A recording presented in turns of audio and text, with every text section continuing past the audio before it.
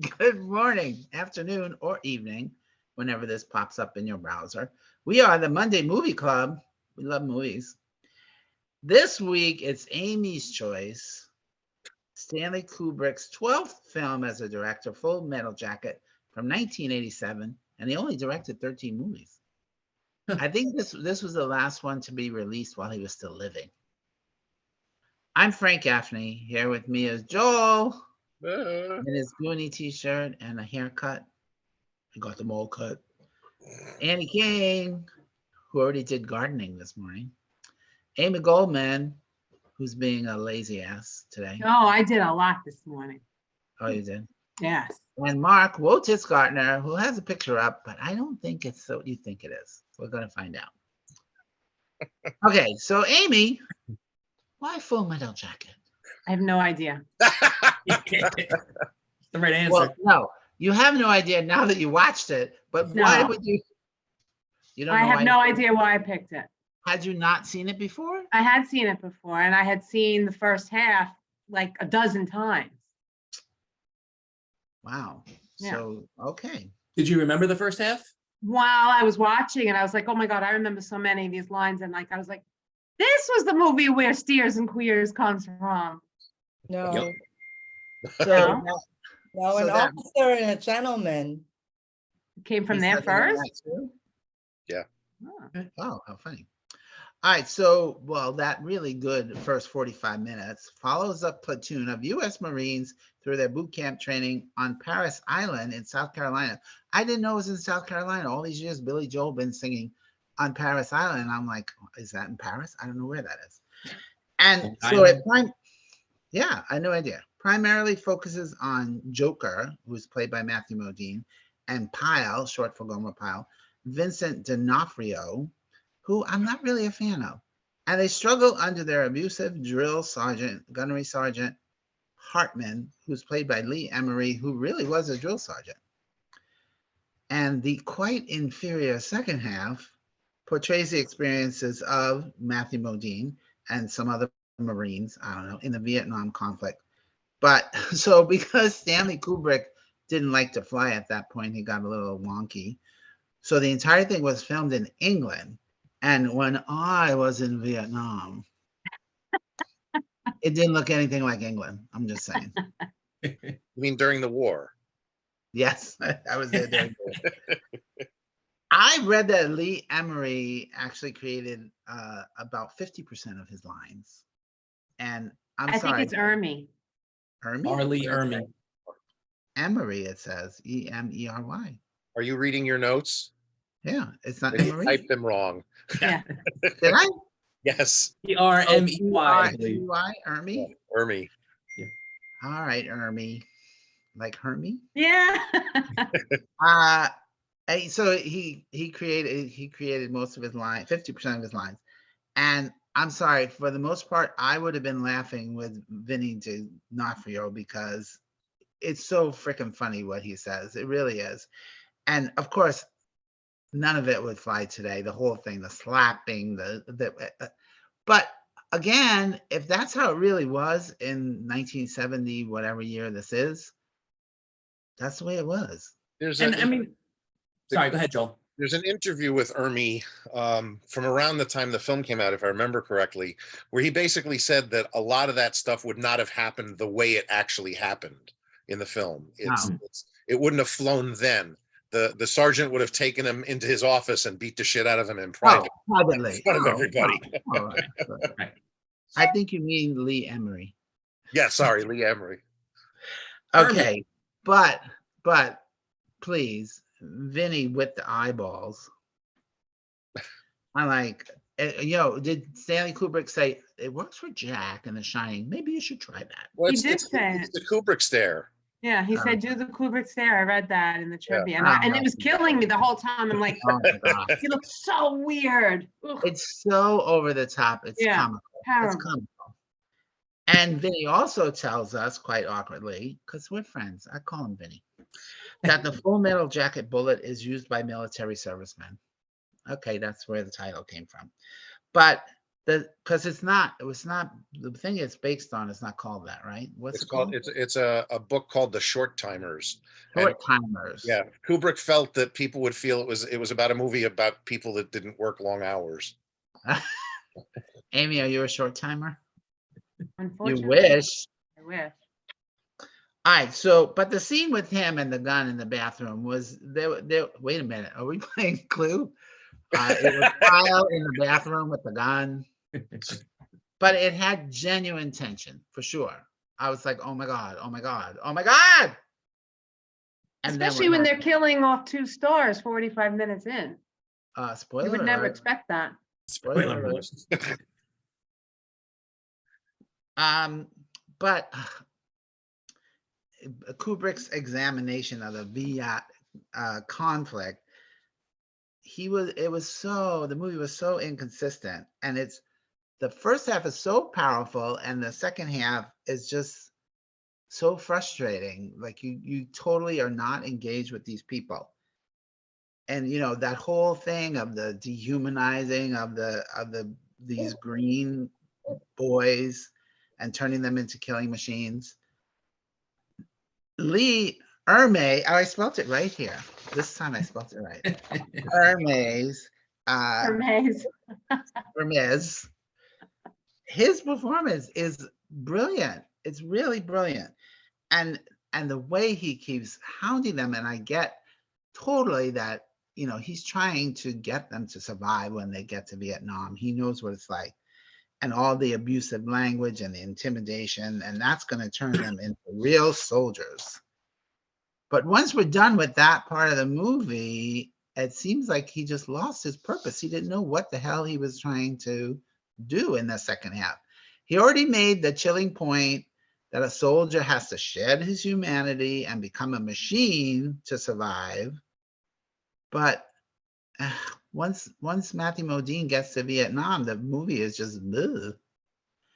And we get it. I mean, even given all the training, these kids aren't ready and they're not prepared for the lunacy that is Vietnam. But I think those points are proven much better in The Deer Hunter and Platoon, Apocalypse Now, Redux or not, whichever one you watch. But the cinematography was great. I like that. In England. In England. And so for me, the first 45 minutes gets 3.25 stars because some of it is a little dated now. It really is. And then part 2 gets 2 stars. So that's 2.75 stars for me. Instead of a realistic portrait of the soldiers coming to terms with the horror of the war, we're giving superficial caricatures and an unfocused plot that doesn't even hint at what things were like. And except that Kubrick is in love with his highly stylized self. That's what I got out of it. But we still love Kubrick long time. Love him long time. Sucky. And oh my God, the opening scene was brilliant where everybody's got their head shaved. And I'm imagining they're like, you shave your head or you don't get the job. Yeah. Well, and unlike in Stripes that we just watched, they actually shaved the main star's head just as much as everyone else. And Yeah. and they actually, that scene was the last one shot. They all had to after the come whole back again. for Vietnam. They all had to Oh, come back again and have their heads shaved. That's why they were so unhappy. Yeah. Like, Yeah, the trivia said they truly were unhappy. So they shaved it for the movie and then had to come back, let it grow again, and then had to have it shave again. Yeah, to shoot that scene at the beginning of the movie. Well, and it took him a whole year to film the damn thing. Yeah. Well, it's a He's not Kubrick film. He's not a quick filmer. I think with the next movie, right, Eyes Wide Shut, people are like, yeah, no, I don't have a year to waste on this. So You can't waste Tom Cruise for a year. He's got Mission Impossibles to Impossible. So to mission. commission. All right, so that's it for me. I'm saying 2.75. Mark G. Are you so composed that you have a picture up? I have a picture up. I do enjoy it. I know what I texted to you, and I'm going to say it here too. But this is still a great movie. I just didn't love it as much this time, mainly because of some of the drill sergeant's lines. They were a little repetitive too. And I think this movie club has turned me into more of a nitpicker. So I find myself, as we've discussed before, not, sometimes focus too much on, as opposed to just sitting back and enjoying. I definitely love his We insights. ruined you for popcorn movies. Exactly. Next year, it's going to be Mission Impossible 2 through 6 for me. All right, that's it. He's gonna walk out of Guardians this afternoon and be like, ugh. Exactly. I don't think this is necessarily a popcorn movie, though. No. I think he was trying to accomplish something more than that. Yeah. Which Well, he I couldn't. definitely thought his insults were the height of hilarity back in my teens to 20s. But still, as you said, I mean, they are over the top, but fantastic in the context of the movie. And like you said, I mean, yeah, he's trying to keep them alive. So better to be yelled at in here than to be killed out on the field. And he for me- really was so focused in it. It was just hysterical. His performance was Yeah. brilliant. And I'm assuming this was his first acting gig, right? So, No, no. oh, He Okay. had played a similar role in, I The think, Boys two in of them. Company C. okay. The Boys in Company C. For me, the second hour is not as bad as people give it credit for. I enjoyed it. There's still some funny lines there, but agreed, it is definitely not at the level of the first hour, not as important. It just turns into another Vietnam War movie at that point. I get it. It's not another. The first half is only 45 minutes, quite frankly. Okay, fine. So it's not even it's not even the first half. It's not. It's the first 45 minutes. First 45 minutes. If you read the trivia, I'm sure you know that the maniac gunner in the chopper shooting at people was supposed to be the drill sergeant until Arlie Ermy took his job away. Yeah, because that's when Arlie Ermy got into the car accident, right? And then he Yep. had to memorize the entire part. Yep. 4 months later, Cooper was like, yeah, no, we're gonna go back with Ermy. Well, it wasn't going back with him. It was going It with was still filming. It Well, was a whole year. Anyway, going into this, I was confident I was going to be seeing 3.5 stars for this, but it moved down one notch to 3.33. And I think part of it might be because we've watched so many war movies over the last year. I've never been a big war movie guy, but I'm a little sick of them. So And each and every one of the ones we watched were better than this one. Annie's nodding. yes. no, The Thin Red Line. I watched it 7 times in a row before I watched The Thin Red Line again. Did not like that one. Annie, what do you think? Have you seen this before? No, never. So And you're not the war movie girl. I'm not. My brother loves this movie. He says, what a great action movie, you know. But to me, the whole first 45 minutes, I've seen already in Stripes, in An Officer and a Gentleman, you know, like it's just a replay of that because I've seen it. So Steers and Queers comes right from Officer and a Gentleman, you know, he uses that line.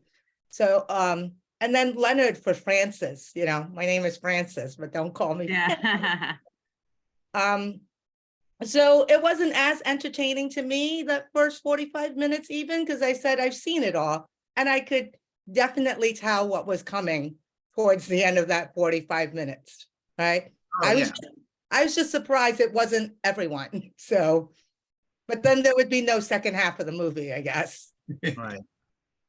And the second half of the movie just felt to me like there was no point.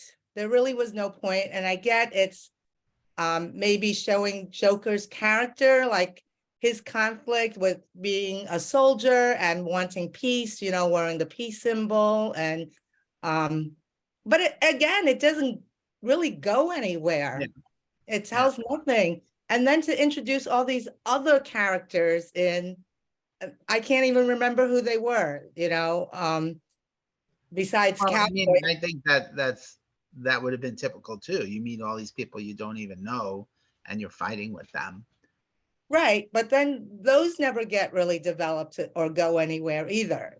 You know, Yeah. it just happens so fast. And then for me, that last scene was like, just do it already. Like, it just seemed to drag out. And I'm like, you know, you got to, right? Because he's the only real humane person, it seems like, in this movie, like that has somewhat of a conflict with it. Like, just do it. What are you waiting for?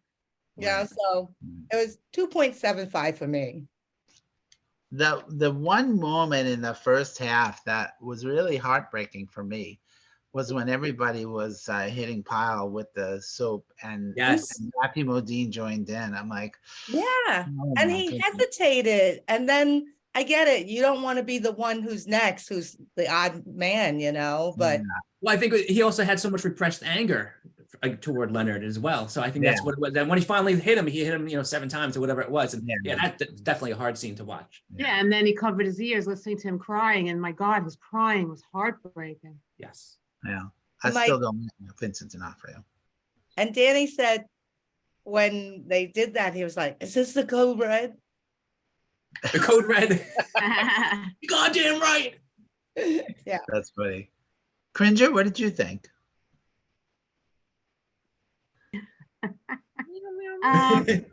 What? Me? Who? Cringer, what? What? Me? Who? Where? Cringer leans more towards Mark. I knew that was gonna get into the movie. Damn it. I'm sorry, honey. Cringer leans more towards Mark. I love the first 45 minutes, as I said, as you know. Have you seen it 12 times at I first? don't know how many times I saw it, but I definitely remember it well enough and don't remember the second part at all. Even I just guess now. you kept turning it off after that. You're like, man. Yeah. Even just now when Annie was like at the end, just do it already. I'm like, what happened at the end? I don't know. Do you mean killing the sniper or was there more? Yeah. Shoot Oh, me. killing the sniper, yeah. There's a whole half hour after that, Amy. Don't you remember? And you know Margaret what? shows up. Well, let me say, in Amy's defense, that whole first 45 minutes is a movie unto itself. Yeah. So you could Sure. just watch that and not watch the rest. Yeah. Totally. You wouldn't really be affected. So there's really not much more I can add, honestly, because I don't remember. No. But I'm giving the first 45 minutes 4 stars. I fucking love the first 45 minutes so much. And I would give the second part maybe 3. I didn't hate it at all. I enjoyed it. So do I want to give the whole movie 3.5? No, I'll go with Mark's 3.33. And I was going to lead off saying the exact same thing. First half is, sorry, 45 minutes was 4 stars. Second was 3 stars, 3.5. But I took it down to some. Yeah, as a whole, it doesn't deserve that. But I enjoyed it much more than Annie and Frank. Oh, I had one more nit to pick. Sorry. Well, Frank cut you off completely. Completely. As I always do. And the whole Because I scene, like to talk over her when she calls. This is why we're down to only 2 viewers. That many? or Annie, five. would you like to continue? So the whole I don't scene, watch this shit once we're done. You're beating a dead horse now, Frank. No, I meant that sincerely. She said we have 5 viewers because of Buzz, but I don't watch it. I do. all right. The whole Okay. scene with the hooker and the money and everything and the whole thing. And then like she doesn't do black guys, and then the white guy comes along and takes her. It's like what like why did I need a whole scene of that? Is that Yeah, I I agree. get that it's probably what happened and everything, but then you don't explore, was there a lot of racism, between them in the war, or, just the culture of the Vietnamese then, how they were surviving or what they were doing. There was like, to me, it. I want to address that. Here's the way I took it. You're here in the late 60s, barely, 1970, whatever it is, where there is still a little bit more racism and so forth. So to me, with Animal Mother and 8-Ball, yeah, they said some racist shit to each other, but yet when 8-Ball was shot, who was the one that wanted to go after him? Animal Mother, Adam Baldwin. He's the one. So in other words, yeah, you could say whatever shit you want in the background. If you ever watched Rescue Me, they talk about that too. They would call each other all sorts of names, but they're brothers out in the field, and you'll do whatever you can to save them. So that's the way I took it. Yes, but the whole thing with the hookers and stuff, then The like, hooker, I agree. There was no reason for that other than a couple of funny lines. But I did think when they had the first scene with the Me So Horny, Love You Long Time, that they had to dress that whole street to look like Vietnam, and they did a pretty amazing job on the production design. I had no idea it wasn't in Vietnam until you just said No? it. So That was Kubrick's backyard. It always looks like that. Oh, yeah. All right, Joel, be the voice of reason. What do you got? Uh, Hey, they.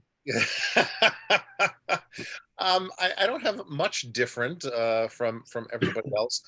Look, I think we've all agreed that with the exception of maybe Annie a little less so, that the first half of the film is the better half, not half, but the first 45 minutes is the better part of the film. And I think that it is easily one of Kubrick's tightest pieces. It moves, it flows, it gives you the feeling that he's setting out to give you, that basic training is stripping these people of their humanity so that they can survive the war. But it also pushes you to a brink that is going to potentially cause certain people to snap. And that's obviously what we see. It ranks up there with almost anything else that Kubrick's done in his career up to that point. The second part of the film, unfortunately, is living in the shadow, as Frank said, of The Deer Hunter, Apocalypse Now, and Platoon, which all do the war aspect better. And much better. I mean, those are all close to 4-star movies at the end of the day, whereas this is like, Kubrick is riding on his reputation to try and get it. It's visually impressive. There's some good acting, but the story itself is just kind of mundane and boring and almost pointless at the end, because he's not treading any new ground, which is what the first part of the film really does nicely. Yes, we've seen that stuff before, but not really to this intensity, because that's all it's really focusing on. It is trying to make you feel really uncomfortable. Yes, An Officer and a Gentleman does that, but not to this extent. And that's also more of a romance movie at the end of the day than a war film by any stretch of the imagination. So Joel, wait a minute, Joel. No, I agree. It's much more intense than Officer and Gentleman for sure. But then how did he so lose his focus in that second half? What ultimately was his point, the second half, that he missed telling us? I'm not entirely sure, to be quite honest. Having read up on the film a lot over the years, I think part of it is the disjointed way the screenplay was written. Because basically Kubrick had contacted a war correspondent because he wanted to do a war film. And they were talking about something at the same time that Kubrick discovered the book, The Short Timers.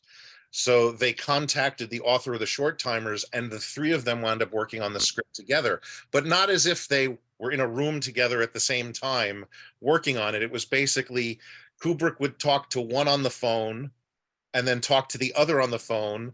And those two gentlemen would then send Kubrick pages, and then Kubrick would re-edit them. But they never met each other. Yeah. So like at the end of the day, it was hard for even them to tell who wrote what, to the point where the author of The Short Timers actually thought about suing to get proper credit on the film.